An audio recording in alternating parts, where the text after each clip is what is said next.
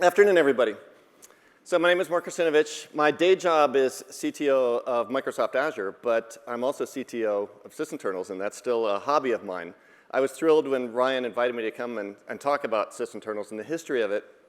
It's, I think, a fun story, and it was fun for me to go back and think about the journey that I can share with you of some of the milestones on the way to where we are today with Sysinternals. If you'd asked me 25 years ago, or even 10 years ago, if I'd still be giving talks and developing Sysinternals tools today, I wouldn't have believed you. In fact, I thought when I joined Azure in 2010 that, hey, I'm going to wind down Sysinternals and focus completely on cloud and do that gradually. But here we are in 2022, 12 years later, and I'm still developing Sysinternals tools. In fact, last night I did some development on one of the tools, and I've got some exciting updates to some of the tools that I'll also show you that I still code on. So let me go back to the beginning, the genesis story for Sysinternals, which is really back in the late early 1980s, rather. A friend of mine that I was at school with, his dad worked at the University of Alabama and got his hands on one of these and brought it home and then put it in the basement. My friend said, hey, come over, spend the night, let's play with this thing, this PC, this Apple II. And that night changed my life. Like I expect many of you have similar stories. I started playing with it. I think the first program was, 10, go to 10, or print hello, 20, go to 10. And that was just amazing that I could cause the computer to do things that I want to do by typing it in. So my journey changed from wanting to be an aeronautical engineer to wanting to become a computer engineer that night. And I also wanted to understand as much as I could about the system. So that's when my reversing journey began as well. I started reverse engineering Apple's ROM, for example. I bought a book that was the full disassembly of the ROM and tried to understand that. And it was also the beginning of my journey of writing tools and sharing them with people and wanting to share knowledge that I'd learned about the way things work. In high school, I started writing programs that I hoped to share with people, and I submitted those programs to magazines like Dr. Dobbs Journal and Compute Magazine. Anybody remember Compute Magazine? Anybody ever have a copy of Compute Magazine? So a few of you. This is back in the days when you had to type in the program. Here's my first published program. This is on the right side. That's the cover of the issue. This is from, I think, 1986. I'd written it in high school, but it finally got published in '86. And you can see that this program would take the Apple II high-res screen and print it on an Epson dot matrix printer. I even made a version that would take the high-res screen and print it on posters, so you could split it onto 4x4 or whatever, and then I'd hang big posters on my wall in my dorm room at college, which I thought was really cool, like things like that. But you can see that that's all hacks that you got to type in there to get the program to run. That's the way things were. But I really enjoyed doing this. Now, I went to school, like I said, to major in computer engineering. And my PhD thesis was on something called checkpoint and recovery, which was looking at how you could add fault tolerance. It's like a fault tolerance and fault management to the Unix operating system. And so I developed a way to checkpoint Unix and then to log inputs to it. And then you could crash the system and then go back to a checkpoint and replay up to the point of the crash. Me and my friend that I'd met in grad school thought that there was a business opportunity here. Windows 3.1 was the popular operating system of the day, and it was notorious, as everybody knows, for crashes and hangs. A cooperative multitasking system, any program misbehaves, and the whole system's done. So we thought it would be great to have checkpointing replay capability for Windows 3.1. And we got a small business innovative research grant from the US government and created a startup to go do that. So that's when I got into the internals of Windows, starting with Windows 3.1. This was 1995, so Windows 95 was coming out. So I got into the internals of Windows 95. And then I realized this was just too big a hill to climb. There was so much, so first of all, Windows 95 became non-deterministic. It had a preemptive scheduler. And so that made replay really hard. Further, graphics cards had gotten very advanced around that time. And so realized to checkpoint the system, you need to checkpoint the state on these video cards. And did it for a few, but realized this would be a never-ending work to keep up with the treadmill of all the new video cards and devices that were coming out. So decided to leave that behind, went to another company, a small company in Nashua, New Hampshire called Numega Technologies. Does anybody remember Numega Technologies? So a few of you do. This was a company that was famous for creating debuggers for DOS, for Windows 3.1, for Windows 95, and for Windows NT. And they hired me. They weren't really sure what to do with me because they'd had these products, and they said, these products are great. We want to create the next big product, but we want people ready to go on them. So they hired me and let me sit around and do stuff, like I did documentation for Soft Ice. I wrote some additional commands for Soft Ice, but I played a lot of ping pong, and I also started writing little utilities. I'm like, in my spare time, let me write some utilities for Windows NT and Windows 95 that will help me learn more about them. And so thus was born what became NT-internals. The first tool that I wrote was Control to Cap, which was a kernel mode keyboard filter driver that would swap the caps lock and control key because I'd become used to Unix systems, which have those swapped from PC systems. And my muscle memory to this day is still control keys where the caps lock key is on a PC keyboard. The second tool that I wrote with Bryce was NTFS DOS. This was a NTFS file system driver for DOS, read-only, but would let you recover data off of NT systems or dual boot and then still have access to the files that were on your NTFS volumes. Bryce, at that time, said as we were developing more tools, hey, we can actually make some money. And so he stood up a storefront. We called the company Winternals.com, and we started selling some software.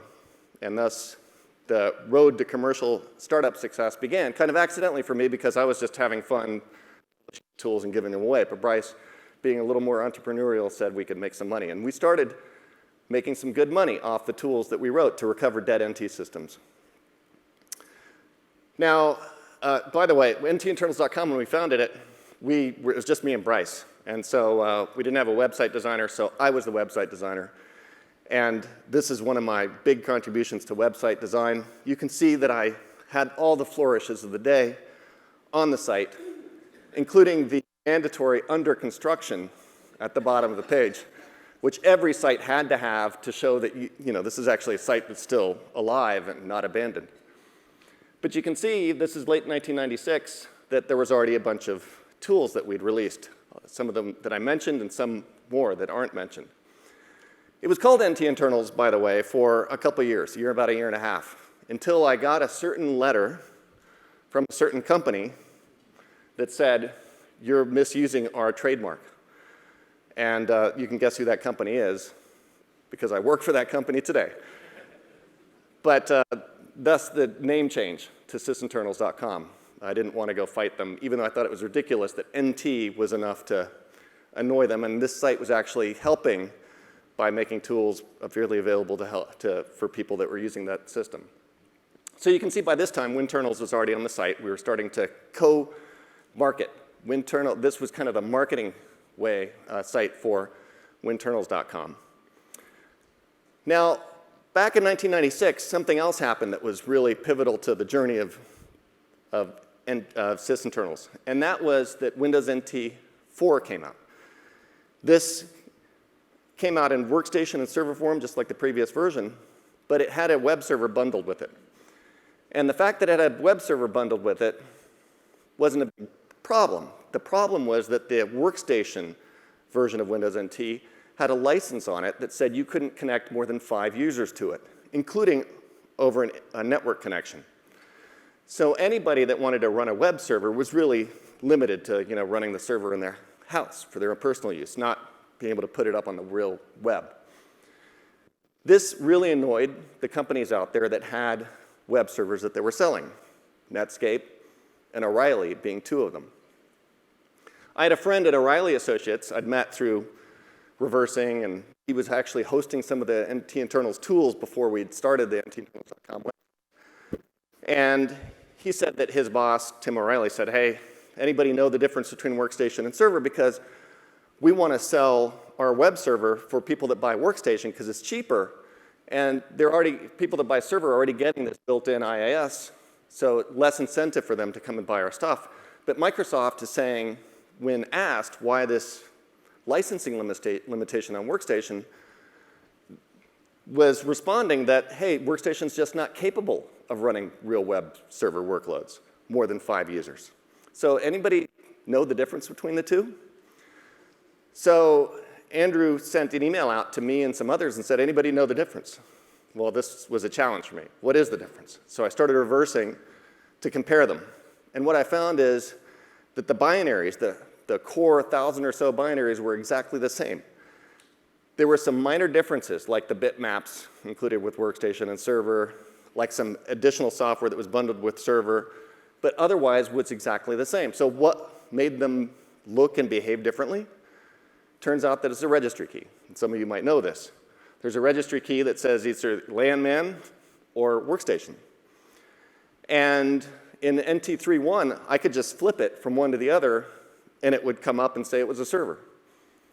So kind of blowing a hole in this whole, it's really different. For NT4, there was actually a protection around the key. So if you set it, there was a watchdog that would, registry change notification, that would set it back. And so I wrote this tool called NT-tune here in kernel mode, would take that handle and kill it so I could change the value without it knowing, and then it would stay a server. And I made this tool available to PC Week, which later became eWeek, and I don't know what's happened to it since then, because they did Workstation server web serving benchmarks.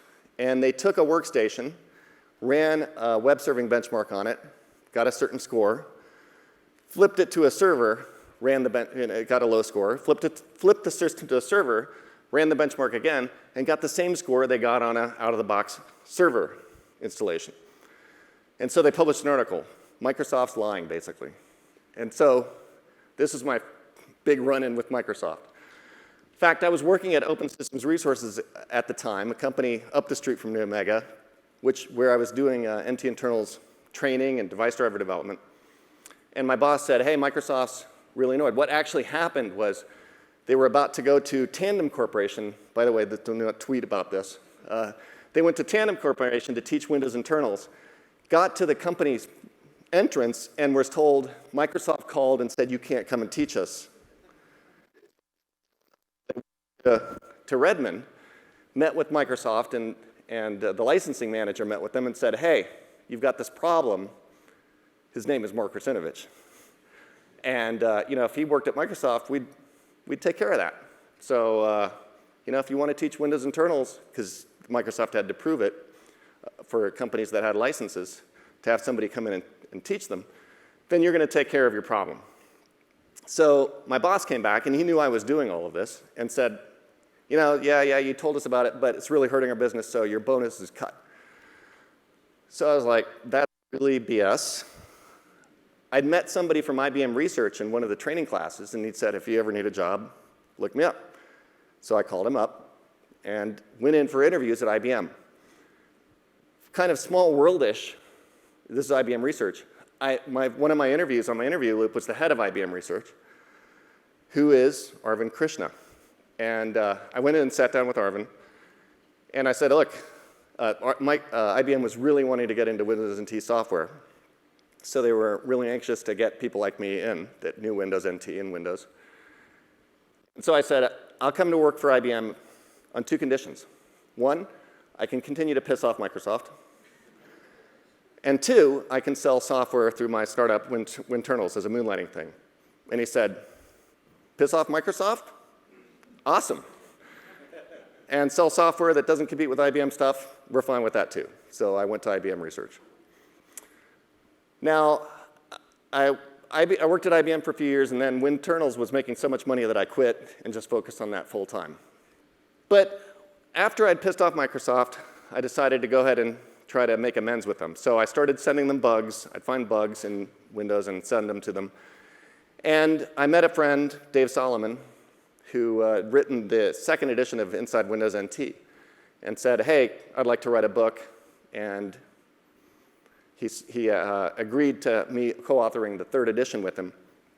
The 3rd edition, we had to get Microsoft's approval for, and Dave had source access. I didn't want source access because I had a commercial company. So I continued to work on the book just through reversing. But you can see we added the tools to a CD on the book.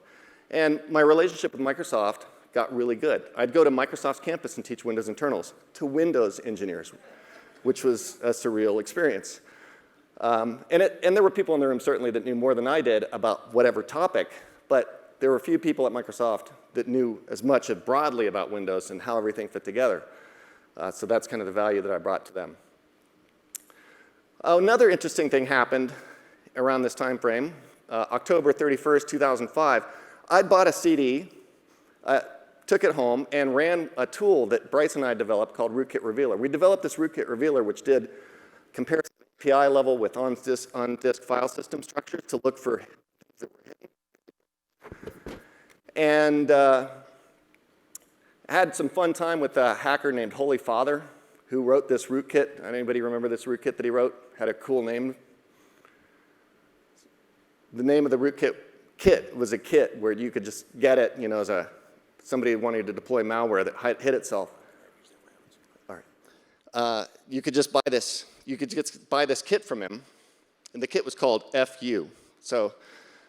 But he would try to defeat Rootkit Revealer, and then we'd come up with ways to defeat him, and so it was a back and forth. But in any case, I bought the CD, ran Rootkit Revealer on my system, and found this rootkit in it. Figured out that it came from the CD that Sony had distributed.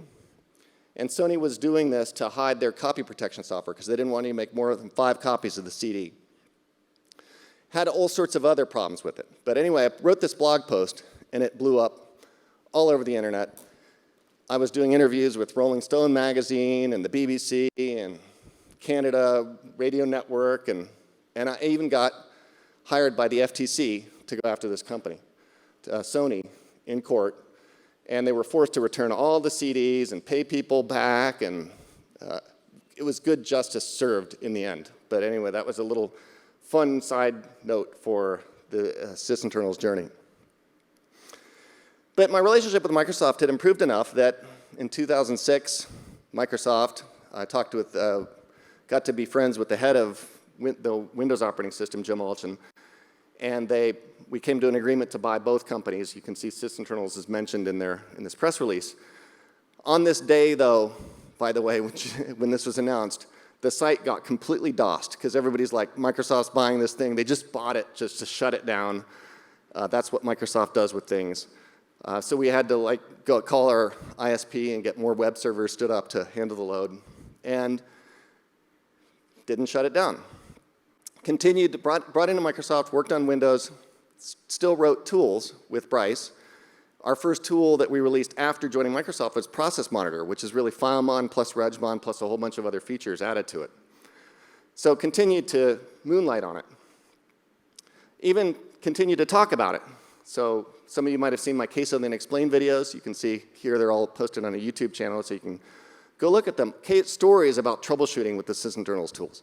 A lot of fun, these sessions.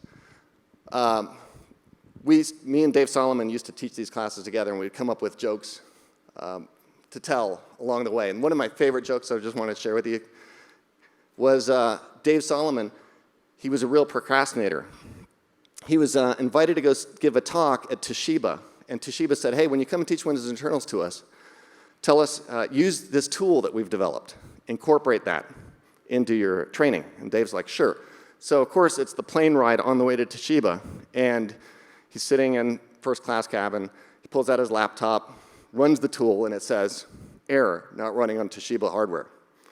And he's like, I can't show up there and say that I didn't try playing with the tool until on the plane ride here. So he's getting all flustered, starts sweating. He calls the flight attendant, orders a drink. Flight attendant comes back. Sir, you seem really flustered. What's the problem? Dave points at the screen, explains the situation, and they say, well, have you tried running RegMon? You normally gets more laughs than that, but yeah, that was a lot of fun teaching those classes, giving those talks.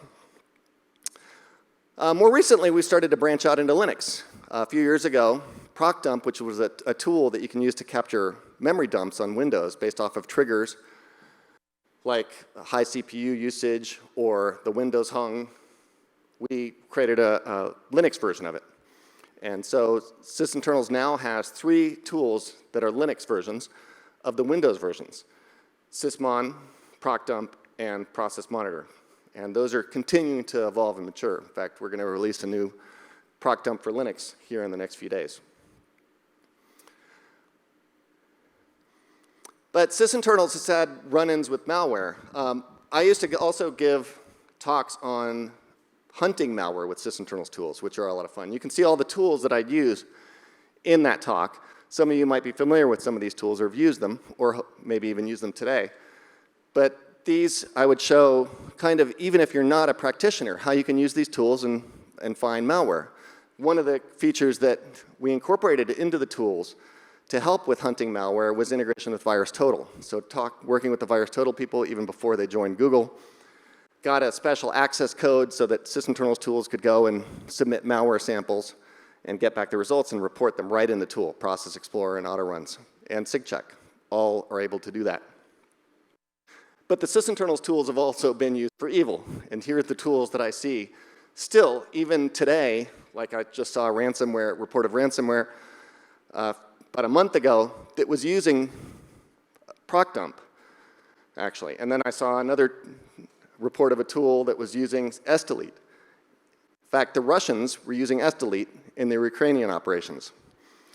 So that's kind of, I don't know whether to feel proud or horrified by that, but Sysinternals hopefully is doing more for good than enabling evil. And PSExec is something that I still just see all the time, all over the place. I would never have imagined that PSExec, which started to be used by malware authors shortly after I made it back in the early 2000s, would still be used today as a way to replicate across the network, but it is. And so that brings me to the conclusion of the talk.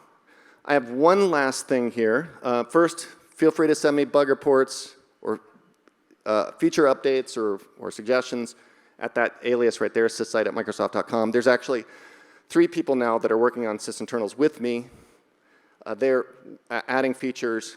They're also keeping the engineering systems running for it. So we've got a full CD pipeline now. Back in the old days, me and Bryce would just share files with each other. We didn't even have source control up until a few years after we got to Microsoft. But now we've got a full CI/CD lockdown pipeline for it. And then I've got 1 copy of Troubleshooting with the Sysinternals tools that I'll give away here to whoever asks me the best question in this Q&A session. We've got a few minutes for that. So with that, thank you very much. Let's turn it over for questions.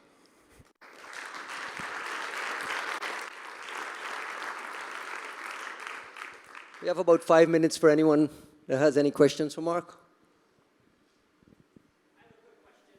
Go. What was the first tool that you identified and used? What was your initial thoughts to identify the Sysinternals tool being used? What was the first tool that I identified for? What was the first Sysinternals tool that you identified misused? Oh, misused. PSExec. PSExec, like I said, shortly after releasing PSExec, found that, so PSExec, I intended it, of course, for systems administrators to be able to perform commands remotely. I didn't even anticipate it as a way to distribute software, but that's the way a lot of sysadmins started to use it. And then the bad actors also picked up on that idea too, and so they started using it that way. I think that's all the time we have. All right, well, I guess that's by definition the best question of the Q&A session. You get the book. Before we let Mark go, on behalf of LABSCon and on behalf of the researchers in this room and on behalf of security researchers everywhere who has used your tools and use your training and books and all the other things you've done over the years, we've created a small Lifetime Achievement Award for you. From the bottom of my heart and from all these folks here, thank you very much for your work. Thanks, Ron. And this is